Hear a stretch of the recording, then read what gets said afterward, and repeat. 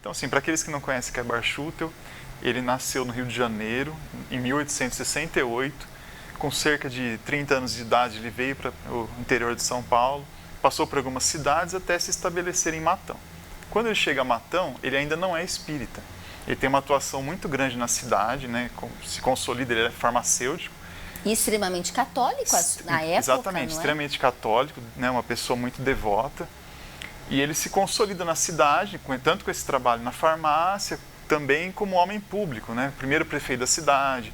Ele foi, assim, se engajou em várias iniciativas, né, de expansão daquele município que estava começando naquele momento, né, no seu princípio, uma vila ainda, até que ele se torna espírita. Né? Ele se torna espírita por causa de sonhos que ele estava tendo com seus pais, que já eram desencarnados. E ele buscando respostas para aqueles sonhos, que ele não conseguia entender muito bem como aconteciam, ele acaba tendo contato, né, com o espiritismo. E rapidamente ele se encanta com aquilo, ele acha realmente, ele encontra as respostas que ele procurava, e naquele momento ele entende que ele tem que fazer algo pela divulgação daquela mensagem. Né? Ele precisa... Que tanto reconfortou Kaibar naquele momento. Que tanto reconfortou, que tantas explicações traz para as angústias que o ser humano tem ao longo da vida, né, que são inúmeras. E que essa justiça, né, da lei de causa e efeito que o Espiritismo tão bem explica, ele ali encontrou, ele achou que ele deveria levar isso adiante. E aí ele começa o seu trabalho, primeiramente fundando o Centro Espírita Amantes da Pobreza, em julho de 1905, atualmente Centro Espírita Clarim. E um mês depois, em agosto daquele ano, ele funda o Jornal Clarim. Veja só, né, a gente falando da revista, mas o jornal também, nesse ano, né, Lúcia? 20 anos antes, né? 120 anos vai ser completado agora em agosto. Programa do jornal em agosto, 120 anos. Exatamente. E aí ele funda o Jornal Clarim, também como uma forma, né, depois a gente pode explorar um pouco mais isso, Priscila, mas uma forma também de defender o espiritismo.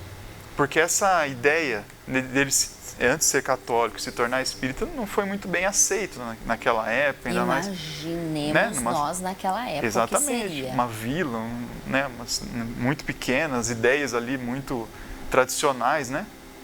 Então isso causou um certo temor na cidade. Então o jornal também foi uma forma de ele, vamos dizer assim, de ele colocar as ideias dele, ter um espaço onde ele pudesse realmente defender aquilo que ele estava acreditando de uma forma limpa, sem deturpações, o espaço aberto, e pudesse ter liberdade para expor tudo aquilo que ele achava correto. Como sempre, o espiritismo com um caráter educacional. Exatamente.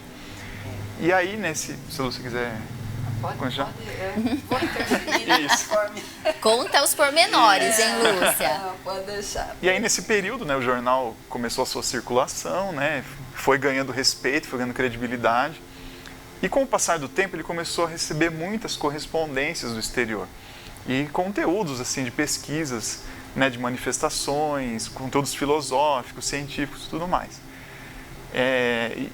Mas acontece que ele não tinha um espaço no jornal próprio para isso. Né? O jornal ele era dedicado a uma mensagem mais simples, para pessoas mais... para conforto, né? exatamente. Esclarecimento mesmo. Conforto espiritual, esclarecimento e tudo mais. Então o jornal não era espaço para aquilo. Ele precisava de um veículo, tanto que tivesse a possibilidade de abranger esse conteúdo mais extenso, mais elaborado.